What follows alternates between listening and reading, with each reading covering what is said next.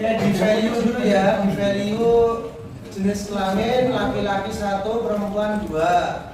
Terus selanjutnya pendidikan terakhir kalian lihat di sini. Pendidikan terakhir itu kan ada SD dalam kurung 1. Berarti SD value-nya 1 R. Terus 2 SMP, 3 SMA, 4 PT ya. Coba kita ya lihat ini disejajarkan dengan pendidikan terakhir, kemudian value-nya di sini. Ya, 1 SD, 2 SMP, 3 SMA, 4 PT. PT itu perguruan tinggi ya. Kemudian kita ya, ada 4 kodenya ya. 1 SD R, 2 SMP R, 3 SMA di R, 4 PT R. Kalau sudah berarti oke. Nilai student habis. Nilai student tadi. 4 PT perguruan tinggi. Terus saja PT. Ya, kalau saja. Sudah ya? Masuk sudah, silakan di oke. Sudah. Oke. Sekarang kita ke value pekerjaan. Bawahnya pekerjaan yang di value 1 tidak bekerja, dikasih kode 1 tidak bekerja.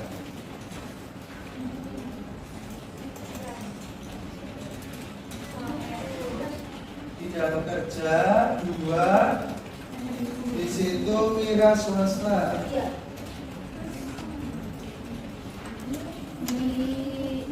3 PNS.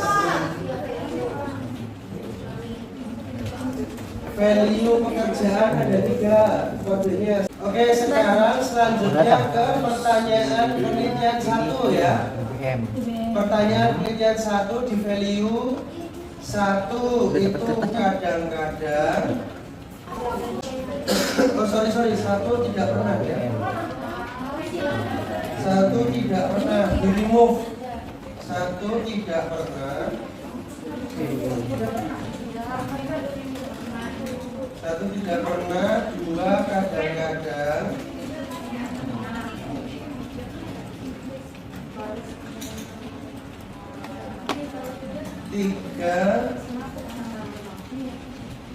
3 itu sering, 4 selalu.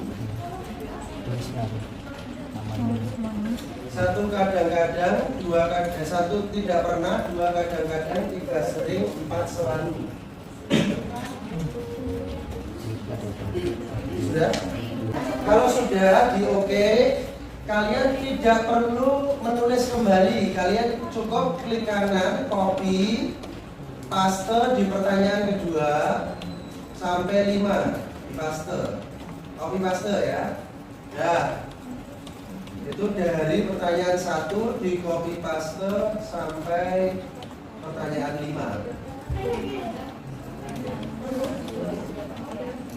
Ya, di data view. Sekarang pindah ke data view. Fata umurnya 32, jenis kelaminnya laki-laki. Nah, laki-laki itu kalian tulis 1 aja. Nanti kalau pengen tahu ini 1 itu apa ya, laki-laki atau perempuan, kalian klik yang ini, icon value label yang ini, nanti akan muncul sendiri. Ya, pendidikan terakhirnya SD berarti 1, pekerjaannya tidak bekerja 1.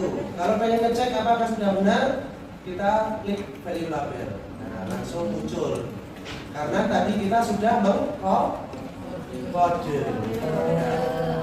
Pertanyaan 1 juga sama, 3, ini 2, Kemudian pertanyaan kita satu. Nah ini nanti akan muncul sendiri. Nah, ya, sesuai dengan kode kita tadi. Nah sekarang kalian masukkan dulu nama sampai 20, umur 20, jenis kelamin semuanya ke bawah ya isinya. Nah kalau mengisi, perhatikan dulu mahasiswa. Kalau mengisi kalian bentuk kodenya satu biar cepat, 1, 3, 2 gitu. Jadi jangan kayak gini kelamaan nanti. Ini misalkan 2, ini 3, klik langsung. Nah ini nanti kodenya langsung ini saja 1, 1, 2. Jadi bentuknya angkanya, kodenya biar cepat. Kalau kalian pengen cek apakah kode kalian benar atau tidak, tinggal diklik yang ini. Oh sudah benar. Oh 3 ada ya. Ini 1, ini 2. Nah, jelas ya? Oh, silakan semuanya diisi sesuai dengan angka ini. Ya. Ingat ya, kalau jenis kelamin jangan diketik manual karena nggak bisa. Kalau diketik manual kan laki-laki, bentuknya huruf. Kalau huruf nggak bisa karena kalian tadi numerik. Yang huruf itu hanya nama. Nama tapi tipenya harus string. Ya, silakan isi. Semuanya sampai rom. Rom itu karena numerik ditulis angka, ya. Tulis angka.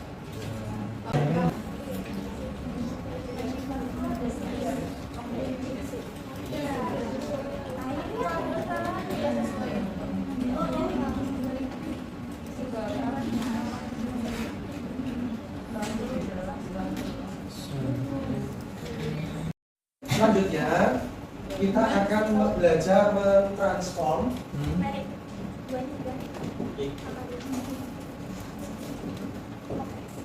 dari umur menjadi umur kategorik.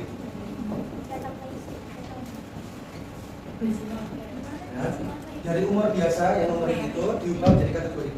Kalian baca perintahnya di bawah di keterangan.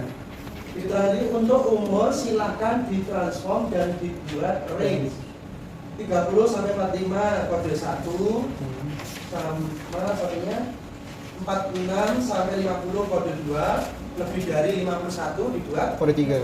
Nah, saya ajari cara melakukan transform. Dari yang itu kan satu-satu tuh, Ya, 32, 47, sekarang kita buat range umur ya. Itu namanya kategori. Sekarang letakkan kursor di sebelah ini saya harus di sebelah dekubitus di sini. Di sebelah angka 14. Sudah? Coba. Sekarang kalian klik transform. Sudah? Setelah transform pilih record into different variables. Yang different ya, bukan yang same ya. Record into different variable. Kemudian masukkan umur ke sebelah kanan. Umur di drag ke sebelah kanan. Sudah? Coba. Ketik name-nya umur underscore kategori. Umur underscore kategori. Underscore kategori. Labelnya umur kategori responden.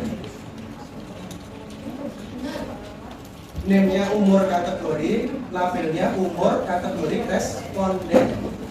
Sudah? Kalau sudah jangan lupa diklik change. Nanti akan muncul di sini. Klik change. Start. Sudah kita seperti ini umur kategori. Sudah ya. Kalau sudah maka selanjutnya klik all and new values. Sudah? Coba. Sekarang klik range. Klik yang range. Titiknya ini ada titiknya ya. Nah, isi yang pertama 30, bawahnya 45. Sudah? Coba. Value-nya yang di sini 1. Value 1 kemudian di add. Nah, nanti akan muncul di kotak ini ya. 30 sampai 45. Itu kodenya 1. Selanjutnya 46 sampai 50. 46 sampai 50 kalian beri kode 2 kemudian di add. Selanjutnya karena itu yang terakhir berapa? Lebih dari 51. Itu berarti range atau bukan? Bukan, tapi kita pakainya yang heights ya. range value from height. Ya, tulis 51. Kodenya jangan lupa value-nya kasih 3 head. Nah, harus muncul seperti ini 30 sampai 45 kode 1, 46 sampai 50 kode 2, 51 ke atas itu kode 3. Sudah? Klik continue, klik OK. Nah, kalau muncul kotak output, kalian boleh minimalkan ya. Lihat di data view kembali.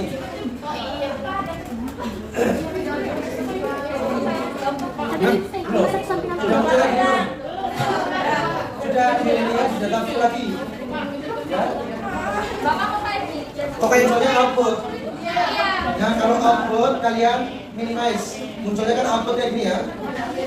Munculnya output. Nah, kayak gini ya. Itu kalian minimize. Kayak codingan itu. Enggak. Nah, sudah.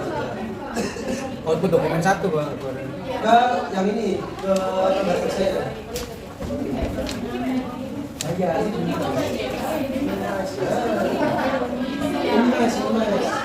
Kalau muncul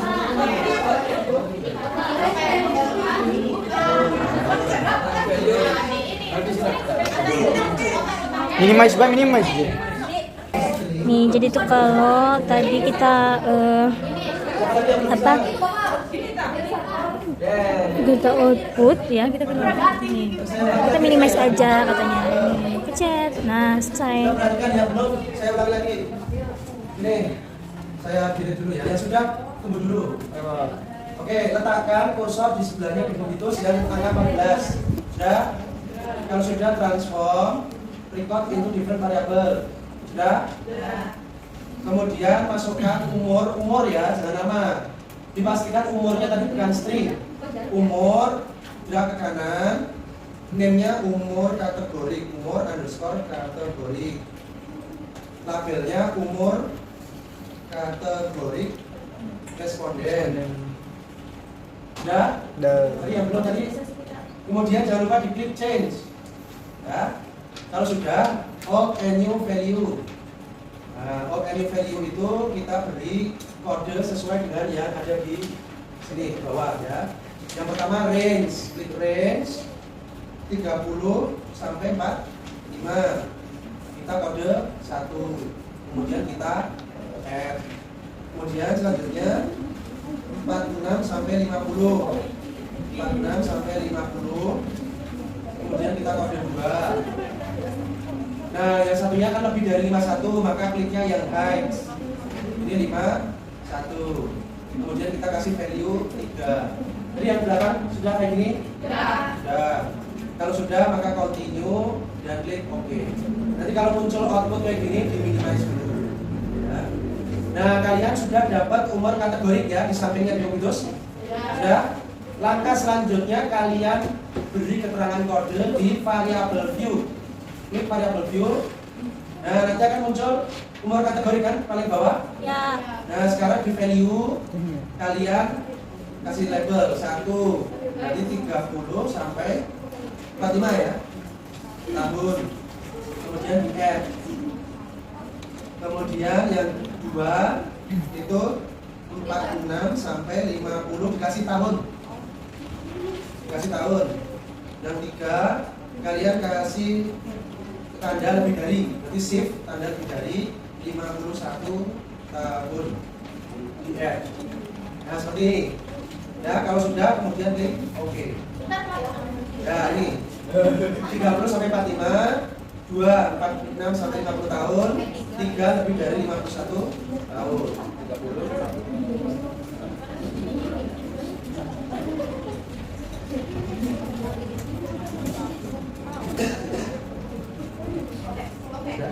Ya, betul. Oke, lihat di data view. Lihat di data view. Yang tiganya 51 orang apa? Udah? Oke. Nah, kita terusin. Sedikit sih. Oke, dari data yang biasa, dari data yang kategori. Ini ya. Cek nih. Nah, sudah masuk transform selama kodenya sudah. Ya. Kalian buka kodenya semua seperti ini, buka kodenya. Diklik value labelnya. Sudah? Sekarang perintah yang pertama kita mencari frekuensi umur, jenis kelamin, pendidikan terakhir sama pekerjaan. Berapa yang laki-laki, berapa yang perempuan, berapa yang SD, berapa SMP. Caranya kalian klik analyze. Analyze, sudah? Deskriptif statistik, kemudian frekuensi. Ya, klik. Ya, sudah. Sekarang kalian pindahkan, lihat saya ya, umur kategorik yang tadi sudah dibuat. Bukan yang umur aja, tapi umur underscore kategorik tadi ya. Pindahkan ke kanan. Saya ulangi lagi, bukan umur saja, tapi yang umur kategorik. Ya, terus kemudian pindah jenis kelamin, pendidikan terakhir, sama pekerjaan ke kanan. Sama pekerjaan. Sudah? Ada 4 yang kita cari ya. Umur kategorik, jenis kelamin, pendidikan terakhir, pekerjaan. Sudah? Ya berarti kamu belum input. Pekerjaan yang swasta, PNS tadi loh. Kalau nggak ada ya wes, nggak apa-apa, nanti tambahkan. Sudah? Itu Pak. Coba di sebelah bawah. Ada ini.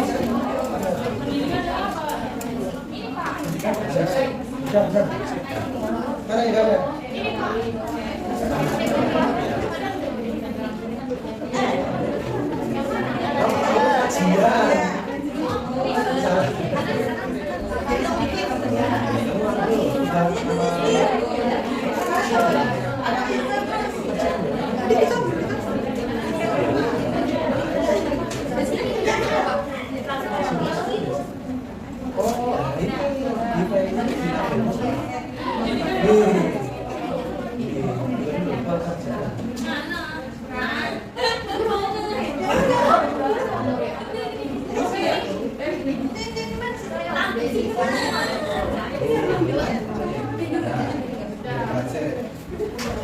Kalau sudah kalian klik chart. Chart sebelahnya itu, nih klik chart. Sekarang kita mau menambahkan, di situ ada bar chart, pie chart, histogram. Bar chart itu yang kotak, pie chart itu yang lingkaran kayak survei presiden itu. Nah, kita pilih yang pie dulu ya, yang pie chart. Klik, kita continue. Sudah? Kalau sudah klik OK. Oke. Ulangi. Nanti akan muncul seperti ini ya, hasilnya di output. Benar, oke.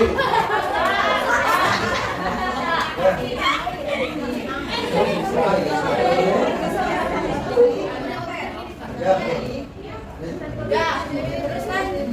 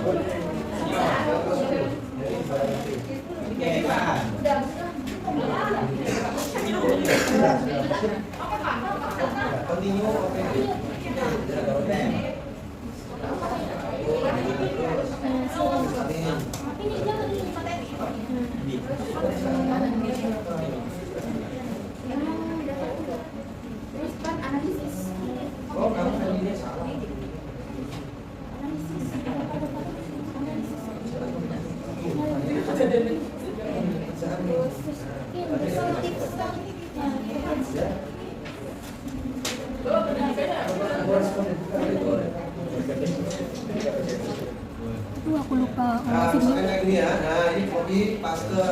Jadi intinya tinggal Nah, copy paste semuanya aja. langsung juga bisa ya. Jenis kelamin di copy, di paste di Word. Nah, nanti yang dikonsulkan ke pembimbing itu word ini. Ya, outputnya nanti di save, lembar kerjanya di save. Nanti mana coba karakteristik respondenmu. Nah, nanti tinggal di copy, paste di word, di print. Itu nanti yang dikonsulkan ke pembimbing. Oke, sekarang selanjutnya kita sudah kenalan sudah, entry sudah, mencari frekuensi sudah. Sekarang kita ke menguji validitas dan reliabilitas instrumen. Ya, kemarin sudah saya sampaikan bahwa untuk membuat kuesioner itu harus diuji dulu validitas dan reliabilitasnya. Sekarang kita kembali lagi ke data utama kalian. Ini kita akan menguji pertanyaan 1 sampai pertanyaan 5. Ya, pertanyaan 1 sampai 5 ini apakah semuanya valid atau tidak? Sudah sampai sini? Langkah pertama, semua uji atau analisis itu di menu analyze ini ya. Analyze, scale, reliability analysis. Coba seperti ini dulu, jangan klik dulu. Analyze, scale, terus reliability analysis. Sudah? Klik. Sudah? Nah, ini yang kemarin. Sekarang pindahkan semua pertanyaan 1 sampai 5 ke item, ke menu item. Pertanyaan 1 item, pertanyaan 2 ke item, 3 ke item, 4 ke item, 5 ke item. Sudah? Kalau sudah, kalian klik statistik. Ada menu statistik kan? Klik. Sudah? Sekarang apa yang perlu diklik? Kalian klik di descriptive for yang pertama item, scale if item related, sama correlation. 4 ini ya. 4 ini diklik. Ada yang benar nggak? Beda ya. Sudah? Kalau sudah, kalian continue. Kalau sudah continue, klik OK. Nah, nanti akan di bawahnya muncul di output tadi kan. Sudah? Tuh. Yang dibaca yang pertama adalah reliabilitas statistik. Kalian lihat. Di reliability statistik ada? Itu di situ ada namanya Cronbach alpha. Namanya Cronbach alpha. Alpha Cronbach. Alpha Cronbach itu nilai normalnya berapa? Nilai normalnya 0,6 sampai 0,7. Dikalikan berapa? Kalau di output di SPSS itu tidak bisa 0, bisanya titik 763. Ya, berarti itu 0,763. Berarti ini di atas nilai standar. Ya, di atas nilai standar. Pak, nanti kalau ketemunya 0,571 ya berarti itu di bawah standar. Itu berarti belum dikatakan reliable ya. Reliable. Jadi ujinya ada validitas dan reliabilitas. Ya. Normalnya alpha Cronbach kalau kalian nanti harus di atas 0,7 aja ya. Sebenarnya ada juga buku yang mengatakan 0,6. Tapi kalau sekarang harus di atas 0,7. Sudah? Kalau sudah, sekarang kalian lihat untuk menguji validitas itu di item total statistik. Lihat item total statistik sudah? Sudah, Pak. Kalian lihat di kolom corrected item total correlation. Ya. Itu disebut R-hitung. R-hitung. Pak, dikatakan valid itu bagaimana? Dikatakan valid bila R-hitung harus lebih besar dari R-tabel. Kalian lihat di ini, kalian baca yang paling bawah. Untuk tabel jumlah responden 20 dan menggunakan taraf signifikansi 5% adalah R-tabelnya 0,444. Ya, R-tabelnya 0,444. Berarti R-hitungnya harus lebih besar dari 0,444. Itu baru dikatakan valid. Ya, dikatakan valid bila R-hitung harus lebih besar dari R-tabel. R-tabelnya ini sudah ada ketentuannya. Ya.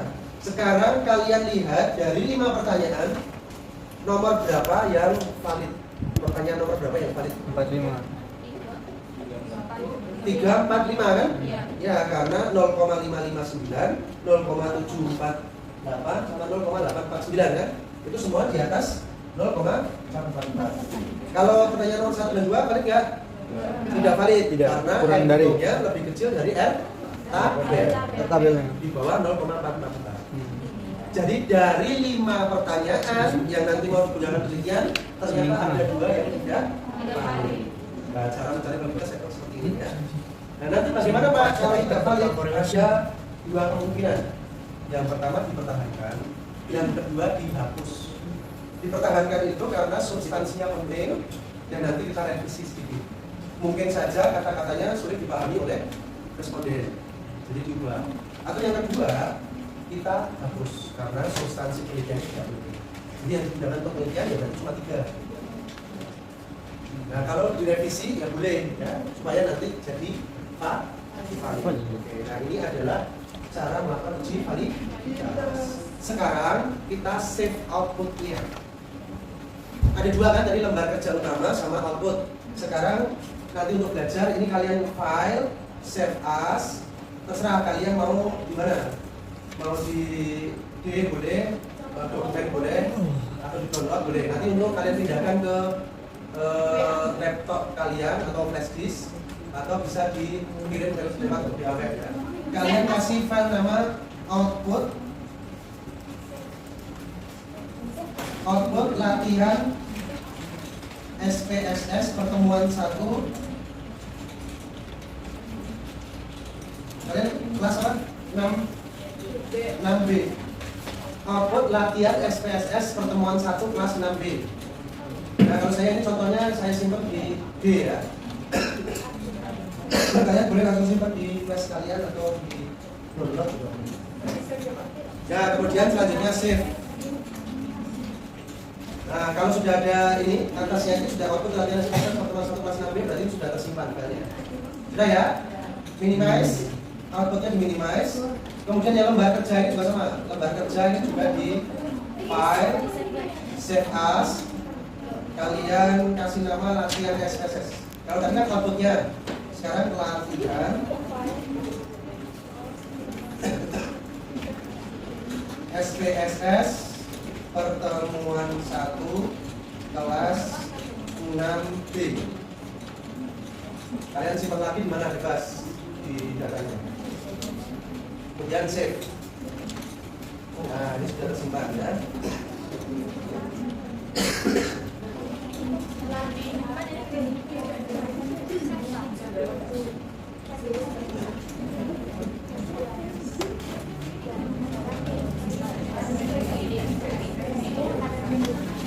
Oke, selanjutnya silakan pindahkan dari komputer ini ke perangkat kalian untuk belajar.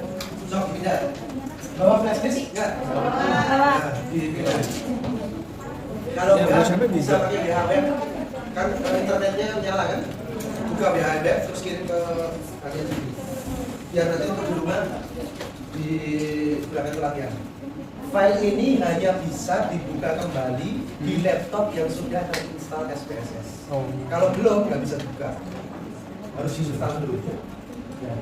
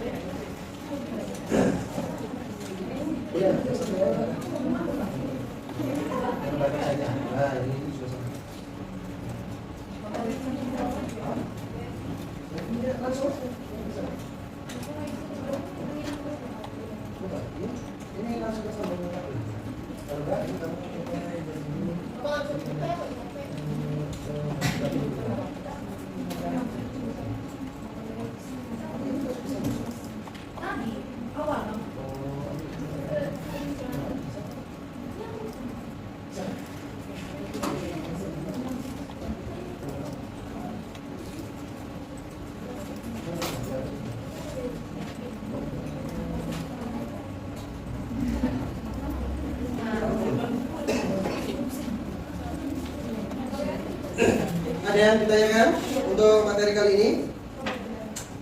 Nah, ini saya tambahin materi sedikit ya. Baik, hari ini skillatnya sebenarnya utamanya adalah skillat uji validitas dan reliabilitas pada instrumen ya. Tapi tadi karena menggunakan SPSS maka kalian saya kenalkan dulu. Berarti sudah kenal ya? Sudah kenal dan sudah bisa entry, sudah bisa mencari frekuensi dan melakukan uji validitas dan reliabilitas. Nah, sebenarnya apa itu instrumen penelitian? Instrumen penelitian itu alat yang digunakan untuk mengumpulkan data penelitian. Untuk bisa jadi seperti ini, ini kan backup data penelitian. Kalian untuk mendapat data ya harus ada instrumennya, yaitu kuesioner. Nah, sebelum kuesioner itu dikasihkan ke responden, kita harus melakukan uji validitas yang tadi. Ya, dipastikan semuanya harus valid. Nah, apa bedanya valid dan reliable? Kalau valid, itu instrumen tersebut dapat digunakan untuk mengukur apa yang akan diukur. Contoh, kalau kuesioner pengetahuan, ya itu pasti digunakan untuk mengukur pengetahuan. Tidak bisa digunakan untuk mengukur perilaku, karena beda ya. Mengukur tekanan darah, tidak pakainya manometer, bukan pakai alat glukometer, kan beda ya. Berarti itu valid. Reliable itu instrumen yang apabila digunakan beberapa kali untuk mengukur objek yang sama, hasil yang diperoleh tetap sama. Kalau alatnya itu A, misalkan tensimeter, nanti untuk mengukur sendi ya itu, untuk mengukur prisma ya itu jadi sama. Ya. Itu namanya reliable.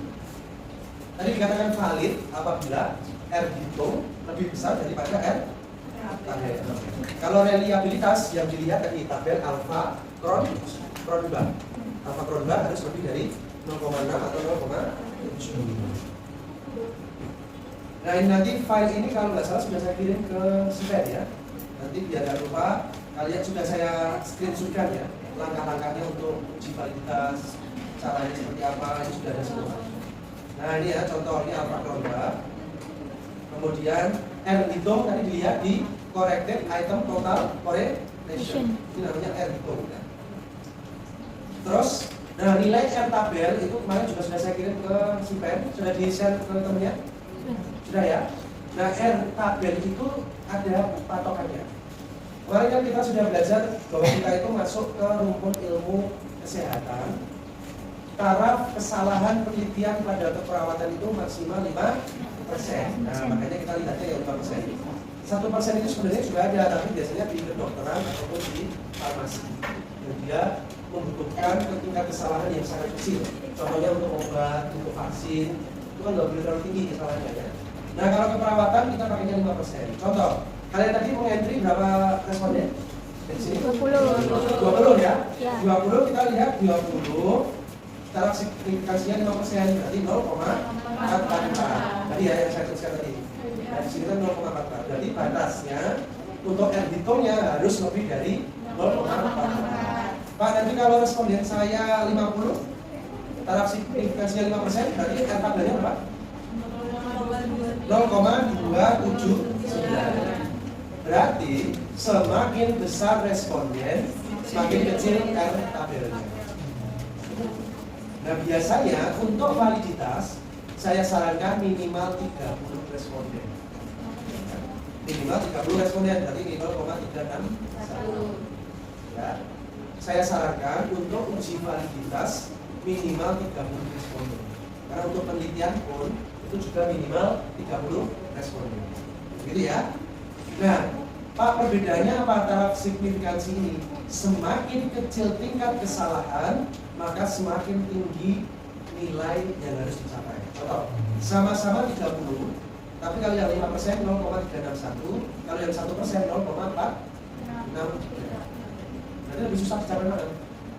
Yang 1%. Sama kayak kalian nilai batas lulusnya harus 70.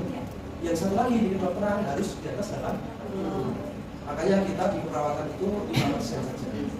Tapi kalau yang sosial, kayak di fakultas hukum, fakultas ekonomi, kayak itu maksimalnya bisa sampai 10%. Ingat-ingat ya, tingkat kesalahan di keperawatan 5%. Berarti tingkat kepercayaannya berapa? 95%. Ya, ini adalah nilai R hitung. Ini hitung R tabel ya. Baik mahasiswa, saya kira itu untuk pertemuan kali ini. Nanti kita akan lanjutkan ke latihan-latihan selanjutnya ya. Nah nanti lab metodologi itu tidak hanya menggunakan SPSS, mungkin ada Pak Ali nanti menggunakan Mendeley. Terus kemudian Mendeley mungkin nanti bisa di sini juga. Saya minta Pak Ali untuk menggunakan lab komputer. Di sini sudah terinstall Mendeley semua. Tapi karena kalian menggunakan lab komputer, kalian juga harus menginstal di laptopnya masing-masing. Karena nanti mengerjakan skripsinya kan dari sini, pakai laptop masing-masing ya. Sehingga nanti saya harapkan di lab komputer itu untuk penunjang pembelajaran. Tapi untuk senjata kalian utama ya laptop masing-masing. Ya. Baik mahasiswa, sudah mendekat 9.40, ada yang ditanyakan? Cukup? Sudah dipindahkan semua? Sudah. Kalau sudah, silakan di close semuanya. Di close.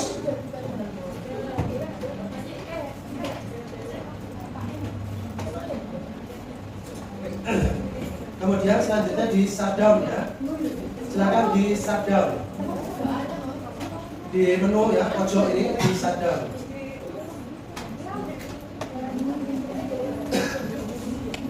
Kalau sudah di shutdown, matikan yang di bawah sama yang di atas. Nah, semuanya harus dalam kondisi mati ya. Tidak boleh meninggalkan komputer dalam keadaan hidup. Nanti takutnya konsleting.